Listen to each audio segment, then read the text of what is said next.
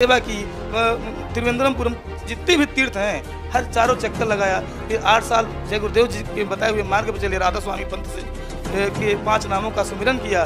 फिर भी हमें ऐसा मर्ज क्यों हुआ? और एक दिन बबलेश दास ने परिवार की समस्याओं के चलते संत रामपाल जी महाराज को चैलेंज कर दिया और संत रामपाल जी महाराज की परीक्षा लेनी चाहिए। और फिर हुआ एक अद्भुत चमत्कार। तकलीफ से तो तकलीफ थी, लेकिन इससे तकलीफ उससे ज़्यादा थी कि हमें इतनी भक्ति करने के बाद हमें ये क्या हो गया। तो जब उनको तो एक बहुत बड़ी हमसे गलती हुई। गलती ये हुई कि परमात्मा की हमने परीक्षा ले डाली।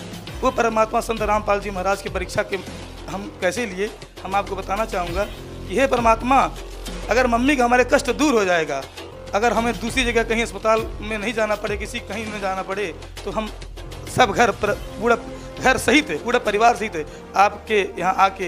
और तो क्या बबलेश दास संत रामपाल जी महाराज जी से जो लाभ लेना चाहते थे वो उन्हें मिल पाया? क्या संत रामपाल जी महाराज जी ने बबलेश दास को कोई चमत्कार दिखाया?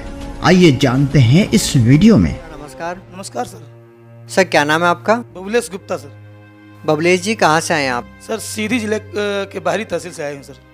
सर कौन सी डिस्ट्रिक्ट है, कौन सा स्टेट है? सीधी है और तहसील बाहरी है, स्टेट मध्य प्रदेश। संत रामपाल जी महाराज से नाम दीक्षा कब लिया आपने? सर संत रामपाल जी महाराज से नाम दीक्षा सर सन 2013 में लिया। संत रामपाल जी महाराज से नाम दीक्षा लेने से पहले आप क्या भक्ति करते थे?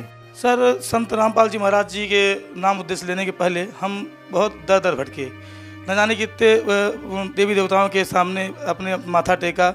उसके पहले 8 साल राधा स्वामी जय गुरुदेव जी के भी भक्त रहे। जय गुरुदेव जी भक्त रहने के बावजूद हमें कोई तसल्ली नहीं मिली। हमें उस चीज़ की खोज में हमारा दिमाग लगा रहा कि हम लोग इतना भक्ति करते हैं लेकिन परेशान क्यों रहते हैं।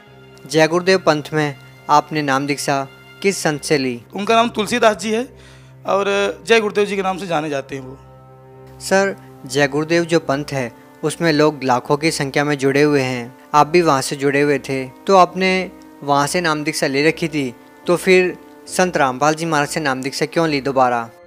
सर वहाँ पे नाम दीक्षा लेने के बाद हमें न जाने कितनी शंकाएं मन में भरी रहती थी। वहाँ पे बड़े आदमियों का नया तरीके से तालमेल होता था, जो गरीब था उनकी दूसरे दृष्टि देखा जाता था। जो विशेष सेवा थी, विशेष सेवा की लाइन वहाँ अलग लगाई जाती थी। हमारे दिमाग में ये बात खटकती थी और हमें ये लगता था कि हम वहाँ जुड़ने के बाद जो भी हमें मंत्र मिला, उनके माध्यम से मंत्र मिलने के बाद जो भी हम भक्ति करते हैं और हम भक्ति करने के बावजूद भी हम इतना दुखी क्यों हैं, ये बात दिमाग में बार बार बनी रहती थी सर जैसा कि आपने बताया कि जो लोग ज़्यादा पैसा देते थे उनकी अलग से लाइन बनती थी, व्यवस्था के आधार से तो सभी संत ऐसा ही करते हैं, क्या संत रामपाल जी महाराज ऐसा नहीं करते? संत रामपाल जी महाराज जी के यहाँ जाने के बाद हमें लगा कि धरती में ही स्वर्ग है। हमें वहाँ आज तक वहाँ जाते हुए लगभग 5 साल हो गया संत रामपाल जी से दीक्षा लेते परमात्मा से। हमें ये लगा कि क्या धरती में ऐसा भी कहीं स्थान होगा? हमें वहाँ आने के बाद ये लगना कोई कभी किसी चीज़ का डिमांड हुआ, न किसी चीज़ का डिमांड कोई किया, न हमें ये आज तक पता चला कि कोई यहाँ मालिक है, कोई भगत मालिक है कि नहीं है, ये आज तक हमें पता नहीं चला सर जिस तरह से देश में जातिवाद फैला हुआ है, हिंदू मुसलमानों के दंगे होते हैं, वहीं कहीं ना कहीं हम देखते हैं कि आज भी जो हमारे समाज में जिस तरह से जातिवाद फैला हुआ है, कोई किसी तरह का जातिवाद क्या उनके आश्रम में भी देखने को मिलता है?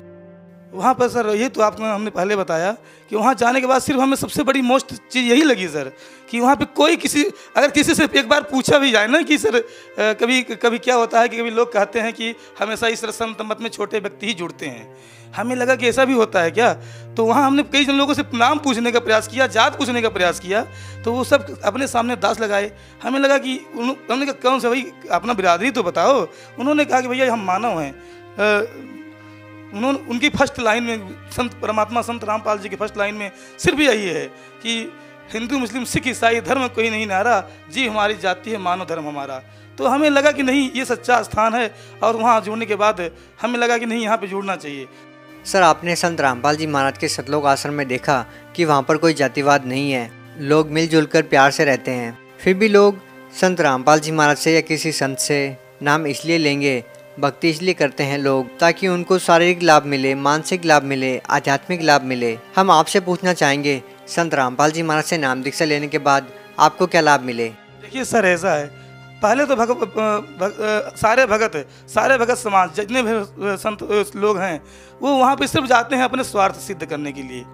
संत रामपाल जी, परमात्मा संत रामपाल जी महाराज के आश्रम में वहाँ सिर्फ जाते हैं। हम भी इसी हिसाब से गए थे कि हमारा स्वार्थ सिद्ध हो।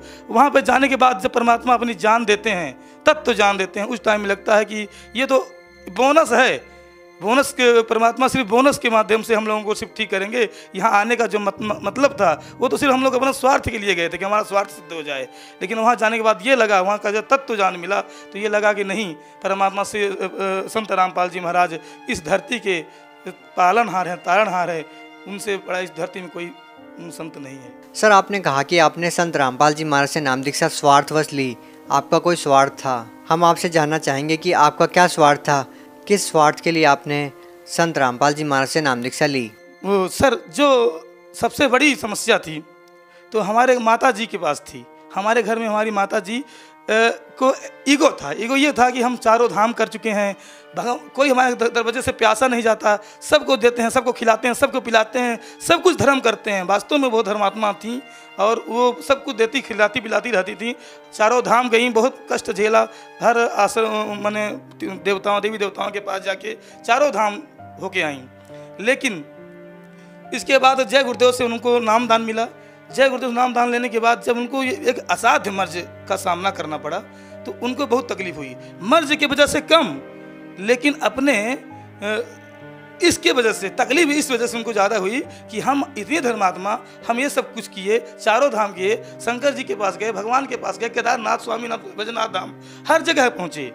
हर जगह पहुंचने के बाद हर सब की सेवा की, त्रिवेंद्रमपुरम जितने भी तीर्थ हैं हर चारों चक्कर लगाया। फिर 8 साल जय गुरुदेव जी के बताए हुए मार्ग पर चले, राधा स्वामी पंथ से के 5 नामों का सुमिरन किया। फिर भी हमें ऐसा मर्ज क्यों हुआ? तकलीफ उनके इसलिए ज़्यादा थी। तकलीफ से तो तकलीफ थी, लेकिन इससे तकलीफ उससे ज़्यादा थी कि हमें इतनी भक्ति करने के बाद हमें ये क्या हो गया। तो जब उनको प्रॉब्लम जो थी वो ब्लड के माध्यम से थोड़ा मवाद जाने लगा, वो बहुत तकलीफ हुई। 1 महीने वो चारपाई में पड़ी रही। उसी चारपाई के दौरान साधना चैनल से साधना चैनल में परमात्मा का दर्शन हुआ संत रामपाल जी महाराज का। और उनसे वो इसी इंटरव्यू के माध्यम से उनको लगा कि देखिए, उनको बहुत बड़ी अंदर भक्ति आई कि हम वहाँ चलना चाहिए, बरवाला आश्रम चल के वहाँ अपना कष्ट सुनाएंगे, हो सकता है परमात्मा की मेहर हमारे ऊपर हो जाए। संत रामपाल जी महाराज के यहाँ जाके ये सारी बात बताया जाएगा। एक लोक लाज भी था अपने पास। लोक लाज सर ये था कि हम लोग जय गुरुदेव जुड़े हैं और गुरुद्रोही नहीं बनना है। गुरुद्रोही बन जाएंगे तो लोग क्या कहेंगे। लेकिन उस कष्ट के सामने सब चीज़ मद्दी पड़ रही थी और हमें माता जी को लेके वहाँ जाना पड़ा, संत रामपाल जी महाराज के बरवाला आश्रम के पास। इसके पहले हम कभी दिल्ली के आगे गए नहीं थे, हरियाणा का नाम सुना था सिर्फ, कभी गए नहीं थे। लेकिन सिर्फ किसी से बताए भी नहीं, क्योंकि लोग लाज था कि लोग क्या कहेंगे कि ये गुरु बदलते ही रहते हैं। तो हम अपने माता जी को लेके परमात्मा के बरवाला धाम संत रामपाल जी महाराज के शरण में पहुँचे। सर, वहाँ पहुँचने के बाद एक बहुत बड़ी हमसे गलती हुई। गलती ये हुई कि परमात्मा की हमने परीक्षा ले डाली। वो परमात्मा संत रामपाल जी महाराज की परीक्षा के हम कैसे लिए, हम आपको बताना चाहूँगा कि हे परमात्मा, अगर मम्मी का हमारे कष्ट दूर हो जाएगा, अगर हमें दूसरी जगह कहीं अस्पताल में नहीं जाना पड़े, किसी कहीं नहीं जाना पड़े, तो हम सब पूरा घर सहित, पूरा परिवार सहित आपके यहाँ आके और भक्ति करेंगे। और ऐसा ही हुआ। परमात्मा के आशीर्वाद से हमारे मम्मी का 1 महीने के अंदर अंदर वो मर्ज गायब हो गया। और हम चाकरी में चूक करते हैं, हम सब परिवार तो नहीं पहुंच पाए हैं, लेकिन 80% लोग आज भी वहाँ परमात्मा के भक्ति में लगे हुए हैं। सर, जब आप अपनी माताजी को लेकर गए और आपको लगा कि अगर संत रामपाल जी महाराज ने आपकी माताजी को ठीक कर दिया तो पूरा परिवार नाम लेगा, और संत रामपाल जी महाराज ने आपकी माताजी को जब आशीर्वाद दिया तो उनका जो रोग था वो ठीक हो गया। सर, क्या आज के ज़माने में, जबकि डिजिटल इंडिया की बात की जा रही है, क्या ऐसे ज़माने में ये विश्वास दिलाना कि आसान होगा लोगों को कि ऐसे ज़माने में आशीर्वाद देने मात्र से किसी संत के लोगों को राहत मिल सकती है?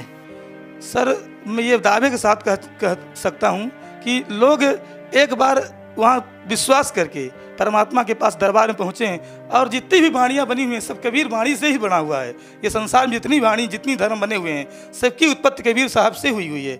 और कबीर साहब की भक्ति करने में अगर इतना बड़ा लाभ होता है वो आदमी का कॉन्फिडेंस बताएगा। वो आदमी डिजिटल इंडिया के माध्यम से आदमी भले सबको बताए, आदमी आत्मा की आवाज़ बताती है कि हमें क्या लाभ हुआ है, और लोग बताते हैं और बताएंगे, लोगों के साथ होता है, लोगों की आत्मा की आवाज़ बताती है सर कि ये हमारे साथ। सर आपसे और जानना चाहेंगे कि संत रामपाल जी महाराज से नाम दीक्षा लेने के बाद आपको और क्या लाभ मिले? सर लाभ की कोई गिनती नहीं है। हमारे साथ क्या क्या हुआ, परमात्मा का कितना मेहर हुआ। हमारे कुछ 2-4 चीज़ें विशेष रूप से हुई। जैसे हमारे पिताजी का एक बार एक्सीडेंट हुआ। पिताजी सिर्फ नामदान नहीं लिए थे, लेकिन पिताजी का पूरा रोल माताजी को वहाँ पहुँचाने में था कि आप पहुँचो, हो सकता है आपकी कि संत रामपाल जी दया कर दें और आप ठीक हो जाओ। तो एक बार पिताजी हमारे मोटरसाइकिल से किसी सामान को लेने चक्की पर जाए थे, तेल वाली चक्की जहाँ तेल पेरा जाता है, वहीं पे उनका एक्सीडेंट हो गया। एक्सीडेंट होने के बाद जैसे वो गिरे, तो काफ़ी हैवी बॉडी हमारे पिताजी की है, तो वो नीचे गिर गए। और नीचे गिरने के बाद उनकी ये 7वीं नस दब गई और उनके मुंह से सिर्फ संत रामपाल जी महाराज और पूर्ण ब्रह्म कबीर साहब ये चलता रहा। उनकी आंखें बंद हो गई, उनको बेहोश हो गए, लेकिन ये बात उनके मुंह से निकलती रही। जैसे उनको होश आया तो ये उनको बताया कि हमारे सामने से मूर्तियाँ कहाँ हो गई। परमात्मा की मूर्ति दो मूर्तियाँ, एक परम संत पूर्ण ब्रह्म रामपाल जी महाराज और पूर्ण संत कबीर साहब, ये दोनों का मूर्ति कहाँ चला गया। तो वो सब लोग पूछने लगे, यहाँ तो कोई मूर्ति नहीं थी। परमात्मा ने उनको अभी चलने लायक बना दिया, और शायद उनके स्थान में कोई दूसरा गिरता तो ये संभव नहीं था कि वो बच पाता वहाँ से। जिस तरह से और क्या लाभ मिला सर? हमारा जो पैर था, हमारे पैर में काफ़ी तकलीफ थी। जब मैं आश्रम में जाता था तो 5 मिनट बैठ के सत्संग नहीं सुन पाता था। वहाँ पे बैठते बैठते सर परमात्मा का रजा हुआ, परमात्मा का आशीर्वाद हुआ। धीरे धीरे हम आधा घंटा बैठना शुरू कर दिए। आज परमात्मा की दया से 50% हमारे पैर में लाभ हुआ। हम सर भगत समाज को क्या संदेश देना चाहेंगे? हम भक्त समाज को सिर्फ ये संदेश देना चाहेंगे सर कि परमात्मा सबके लिए झोली बांध के बैठे हुए हैं, सबको दया देने के लिए। अब कौन कितना दया ले सकता है वो इंसान के ऊपर निर्भर है। और जो ज्ञान गंगा पुस्तक है उसको पढ़े, साधना चैनल है उसको देखे, और वहाँ जाके परमात्मा, और एक बार जो गलती हमने की वो सब कर सकते हैं। एक बार सब इसीलिए करते हैं। वहाँ तो ये क्या गलती सर? सर हमने गलती की कि वहाँ जाके परमात्मा को चैलेंज किया कि हे परमात्मा, अगर ये हमारा ठीक हो जाएगा तो हम इसको सच्चा स्थान मानेंगे, अन्यथा हम इसको सच्चा स्थान नहीं मानेंगे। तो इससे हमें बहुत तकलीफ होती है। सर अब लोगों के मन में ये प्रश्न हो सकता है कि सभी चाहते हैं दुखों से निजात मिले, कोई नहीं चाहता कि अस्पताल में जाकर पैसा और समय बर्बाद किया जाए। यदि लोग संत रामपाल जी महाराज से नाम दीक्षा लेना चाहें भी तो कैसे लें? वो तो जेल में है, तो नाम दीक्षा लोग कैसे लेंगे? जो भी संत भगत समाज परम संत पूर्ण धनी परवरदिगार संत रामपाल जी महाराज से अगर लाभ चाहते हैं तो उनके विभिन्न चैनलों में सत्संग आता है।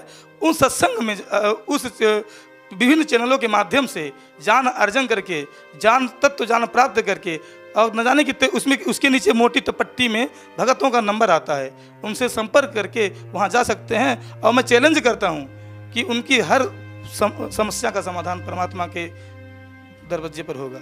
बहुत बहुत धन्यवाद। सत्य घटना, सत्य की तहता।